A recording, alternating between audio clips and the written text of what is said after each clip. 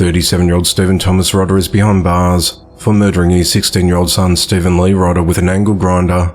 The incident occurred on the morning of Monday the 4th of September at a home in the 2500 block of Old Bartow Road in Lake Wales, Florida. Stephen Sr. was living with his father, 67-year-old Thomas Rodder, along with Stephen Jr. at the residence. The 16-year-old was an 11th grader at Frostproof High School and was due to start work next week at Burger King so he could buy a car. He was studying to become an electrician, which was his dream job. He was living with his grandfather to help him out while his grandmother recovered in rehab.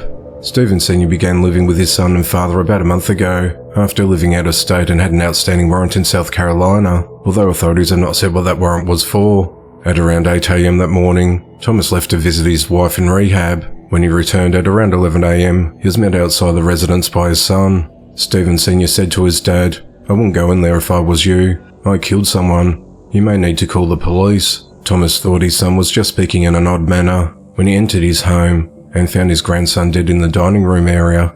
Stephen Sr. then fled from the scene, but deputies caught him about a mile away on Highway 60. Investigators said an angle grinder was used to kill the teenager. The motive in the attack is unclear. However, authorities said that Stephen Sr. had a history of meth use and was prone to psychotic episodes. Stephen Sr. is charged with his son's murder and is held at the Polk County Jail. Polk County Sheriff Grady Judd said, "It breaks our heart. There aren't adequate words to explain how horrific this event is. We lost a great young man today, and we have an evil man in custody, and we're going to do our best to see he spends the rest of his life in prison." 39-year-old Bradley Wayne Stokes is behind bars after fatally stabbing his 37-year-old pregnant ex-girlfriend Treasure Hennessy. At around 12:15 a.m. on Saturday the 2nd of September, authorities received a call about a body found at a fire station off Knuckles Road and Black Bottom Road in Fort Mitchell, Alabama, which also serves as a safe house for domestic violence victims. Treasure was found deceased with multiple stab wounds. Bradley was arrested in nearby Columbus, Georgia, and is charged with capital murder for the killing of Treasure and the unborn child.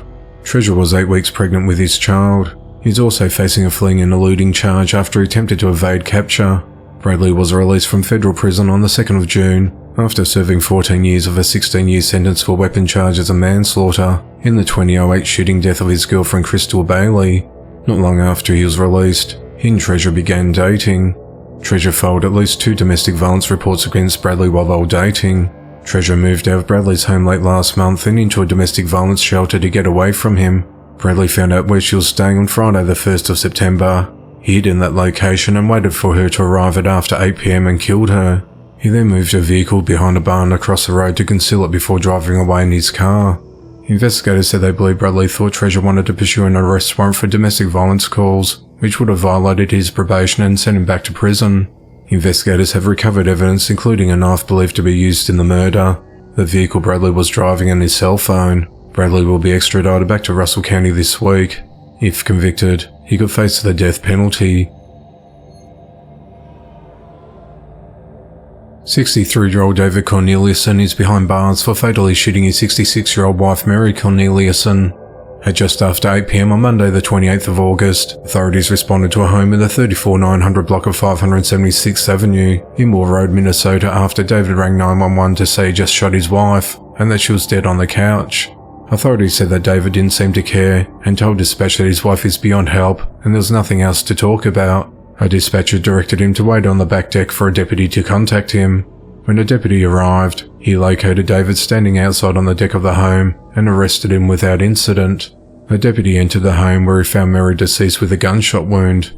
David was taken to the Wall Road Police Department and while interviewed, he admitted that he shot his wife with a handgun after they had a verbal argument. It's unclear what the argument was about. He's charged with second-degree intentional murder and is held at the Rose County Jail on a $700,000 bond. The investigation into the matter continues.